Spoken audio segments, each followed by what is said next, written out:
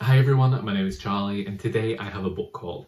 I went on holiday last week and I went to Whitby, and one of my favourite places is Whitby, but is also the Whitby bookshop. If you were ever in the town, then you really ought to visit. I mean, there's tons of places that you actually ought to visit. It's a rather fantastic place. If my mother's legs hadn't given out on the third day, we probably would have explored a lot more than we did. If I didn't have a very needy dog with me as well that didn't like to be separated from the group, then maybe we would have done more. Still, Whitby Bookshop, fantastic place. I ended up buying a few books that I probably could have bought elsewhere, but in my mind, they are now synonymous with Whitby. However, the first two books that I'm going to talk about are books that I purchased from Waterstones this Saturday because I remembered that I had a gift card, and I remembered this in Whitby when I nearly bought this book, which is Normal Rules Don't Apply by Kate Atkinson. This is a short story collection that came out in August. I was originally going to ask for this for a birthday present, and then I saw the price of it, but someone within my family gifted me this gift card and I've been holding on to it wondering whether I ought to get this book. And then when I was in Whitby, I saw this. I didn't necessarily like their copy because it was a bit battered, but this is a collection of short stories and I decided that I would go uptown on Saturday and get this with the gift card that I had. I've really been enjoying Kate Atkinson's work this year, therefore I thought it only right that I get her short story collection, and I'm hoping to read this within the next couple of months. Similarly, I am hoping to read The Great Hunt, which is the second book in the Wheel of Time series by Robert Jordan. When I put this down on the counter, the man behind the counter said that this is his favourite series of all time, which was fantastic. And then he had to tell me that it's 14 books and worth it. And I'm like, look, I know books. I know that I don't look like I know books, but I do. I don't really need you to tell, like, we can converse about the first book, but I don't need to know anything more. I know that it's going to be dedication if I want to read 14 books, but if I'm buying the second in a series, like, just let me buy it. Like, I'm not a conversational person. Like, this is why when it's Charlie and Charlie, Charlie's the person who chats to people and I'm the one who sits in the corner and scowls. So, anyway, second book, really enjoyed the first book when I read it in July. I said that I wasn't going to read any more of the books until I had finished some series on my shelves. What did I do with them instead? I'm considering unhauling them. It's a whole thing. We'll talk about it another time. And now we're on to the books that I bought in Whitby. However, firstly, I'm going to start with these bookmarks. I originally saw this as a pattern of a notebook, but the notebook was very expensive and I didn't need any more. However, I can never say no to a bookmark, and so this is a lobster pattern by Katherine Row. And then I couldn't get one for me without getting one for my mother, despite the fact she didn't buy any books. But I got her the owl, which is from an embroidered hanging, which this is a V&A bookmark. And I have had these before. I actually think my mother has them, but they tend to end up in my room anyway. So firstly, we are going to start with Sea Change by Gina Chung, because this is the first book that I saw on Tuesday in Whitby, and I didn't buy it because I saw it. I thought it looked intriguing to me.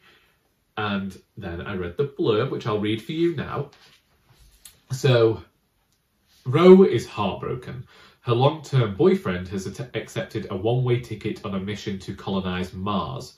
Her best friend, wrapped up in planning her own wedding, is too busy to notice.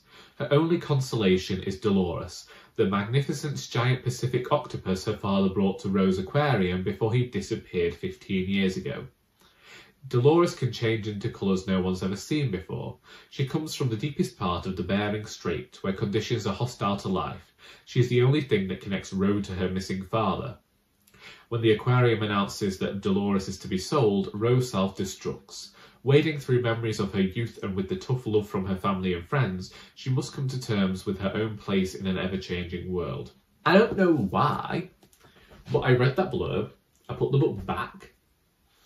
I should have read the bit at the back. The love of her life is in outer space and she's all at sea. But I read that blurb, put it back on the shelf because it's like, let's give it a think. We've bought, well, we've not bought, but we've ended up with a lot of weird books this year that we haven't yet read. Indeed, for whatever reason, weird books either seem synonymous with October or November. We'll see when I actually do read them, probably bloody March. Everything happens in March. But then when I went back on Thursday, it was still there, and I still liked the cover, and I still liked the tail, and it still seemed weird to me. And so I got it. And then, because I can't just buy one book, I ended up going and looking further. And I found this short story collection, which is Every Drop is a Man's Nightmare by Kamalei Kakimoto. I haven't read that many books. In fact, I don't think I've read any books that are set in Hawaii or discuss the native community from Hawaii, since I wasn't getting the normal rules don't apply whilst I was in Whitby. And because I've been reading... Have I ever been reading short story? I feel like I've read more short stories this year, but I can't be sure. I know that I read one collection of short stories this year. I read 2 collections of short stories this year. I'm doing okay with the short stories this year. For this one, it was just one line on the blurb. So this is No Love Lost by Rachel Ingalls, which is selected novellas by the author, who died in 2019. I don't know what age she was, but it sounded weird enough. Apparently people really liked it. Anyway, as I say, this is a selection of novellas by that writer. I'm still counting them each as separate books when I put them into my reading journal. But as I say, for me, it was the first line of the blurb. After a one-night stand with the angel Gabriel, a monk is transformed into a pregnant woman.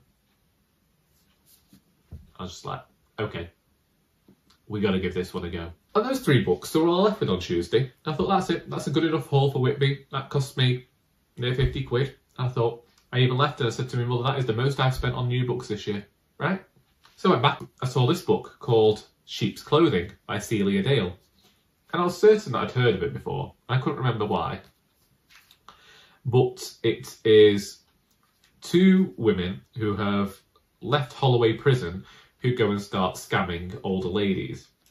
And my mother read the blurb and she said, I want to read that to find out if they actually get caught. And I said, okay, so this is where you and I are 2 different people. Because when I read, if you're presenting me with a villain and that villain is the main character, then there is every chance that because I'm seeing the world through their lens that I'm going to hope they succeed. So even though these 2 people are criminals and what they're doing is absolutely reprehensible, part of me still wants to see them succeed just because that's who I am. But obviously, that's just because it's fiction. If that was happening in real life, I'd be quite dismayed, I think. I don't know. I've told you for the last 8 years that I'm a terrible person, and if you've not figured it out by now, then I don't know what you're going to do. And finally, I got Legends and Lattes by Travis Baldree. Everyone's been talking about this book for over a year now, so I don't need to do the same thing. Originally, I actually wanted the hardcover, and I saw it in Waterstones on Saturday, but it was all beggared anyway, scratched and torn and all that fun stuff. So I thought, well, we won't do wrong with a paperback. I've heard it described as cosy fantasy. Cosy fantasy is on the rise in genre fiction. Why do you think cosy fantasy appeals to so many readers right now? At least the author has mentioned Terry Pratchett there and says that they're just putting a new name to it now. If you didn't know, because I didn't either, that was another reason I wasn't reading Legends and Lattes, was because last November I took a month away from writing any of the projects that I already had to write a fantasy novel. And I didn't finish it, but I did take this time away to write this story that had been in my head for the longest time. And it was around the time that Legends and Lattes was this big thing, and I was thinking I didn't want to read anything that might influence that. I still read when I'm writing, but I don't tend to read stuff of the same genre, although I do pick up books to inform the way in which I write sometimes.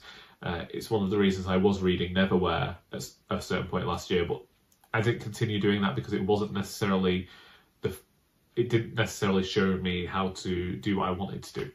Anyway, that's besides the point. I now own all of these books. And will I read them anytime soon? Probably not. Because if you've been following me at all this year, then you will know that what I have become great at doing is buying books and reading nothing. I don't know why. I don't know why this is the person I've become. I used to read every single day. I used to read at least 3 books a week. I used to do tons of things that I don't do now.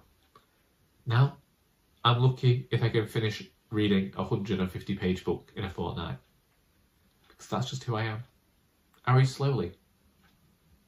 I'm not necessarily sure I like it, but that's what I do. Well, actually, I read quickly when I sit down to read. I just don't read fast enough. As in, yeah, I read quickly, but I don't sit down enough to get reading done nowadays. But I do have a lot of. Anyway, I'm off because, frankly, I want to put a pot of coffee on. So, them's the books. If you've read any of these books and have suggestions for where I ought to begin, then please feel free to tell me in the comments. I hope that you have enjoyed this video because until next time, that is all